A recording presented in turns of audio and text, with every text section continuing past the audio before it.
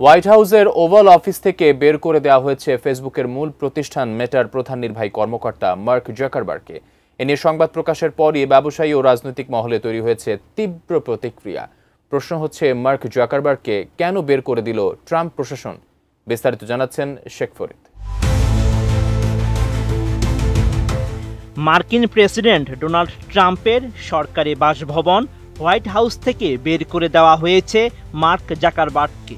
এই নিয়ে সংবাদ প্রকাশের পরই ব্যবসায়ী ও রাজনৈতিক মহলে তৈরি হয়েছে তীব্র প্রতিক্রিয়া। তবে এমন অভিযোগ অস্বীকার করে ব্যাখ্যা দিয়েছে হোয়াইট হাউস।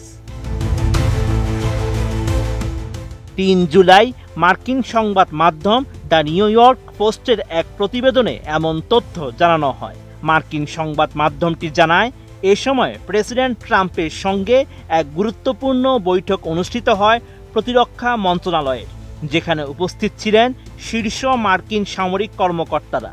ওই বৈঠকে আলোচনা হচ্ছিল এয়ার ফোর্সের নতুন প্রজন্মের যুদ্ধবিমান প্রকল্প নিয়ে।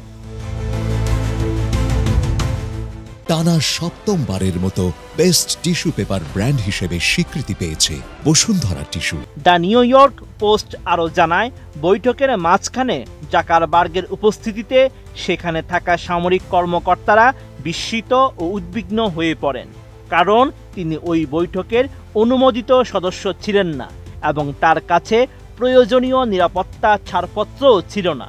ফলে মেটা প্রধানকে অবিলম্বে বাহিরে অপেক্ষা করতে বলা হয়।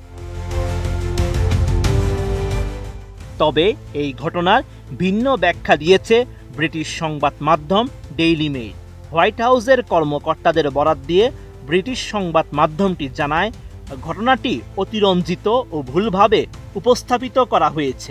প্রেসিডেন্ট ট্রাম্পের অনুরোধেই জাকারবার্গ সেখানে ঢুকে শুধু সৌজন্যমূলকভাবে হ্যালো বলেন এবং পরে নিজ থেকেই বেরিয়ে যান, কারণ তার সঙ্গে ট্রাম্পের একটি নির্ধারিত আলাদা বৈঠক ছিল, যা হওয়ার কথা ছিল সামরিক কর্মকর্তাদের সঙ্গে আলোচনার পর। মার্ক জাকারবার্গের রাজনীতির সঙ্গে সম্পর্ক দীর্ঘদিন ধরেই জটিল। এক সময় তিনি অভিবাসনপন্থী এবং ডেমোক্রেটিক দলের ঘনিষ্ঠ হিসেবে পরিচিত ছিলেন, কিন্তু সাম্প্রতিক সময়ে রিপাবলিকানদের দিকে ঝুঁকে পড়েছেন তিনি। বিশেষ করে ডোনাল্ড ট্রাম্পের মেগা কর্মসূচির প্রতি তার সমর্থন স্পষ্ট হয়ে উঠেছে। এছাড়াও ২০২৫ সালের জানুয়ারিতে ট্রাম্পের অভিষেক অনুষ্ঠানেও উপস্থিত ছিলেন Zuckerberg. Sheikh Farid, ATN news.